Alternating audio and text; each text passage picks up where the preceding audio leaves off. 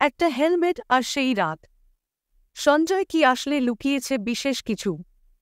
জেলে ছুটো CBI RG Kar medical college ও হাসপাতালে জুনিয়র চিকিৎসককে ধর্ষণ ও খুনের ঘটনায় ধৃত সঞ্জয় রায়কে প্রেসিডেন্সি জেলে গিয়ে জেরা করছে সিবিআই। বুধবার আচমকাই জেলে গিয়ে জেরা করা হয় সঞ্জয়কে।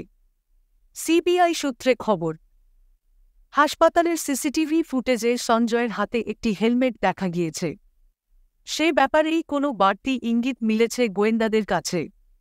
সিবিআই সূত্রে খবর, ঘটনার বিশেষ কোনো সূত্র এখনও লুকিয়ে যাচ্ছে সঞ্জয়। সে কারণেই ফের বুধবার জেলে গিয়ে তাকে জেরা করেন গোয়েন্দারা।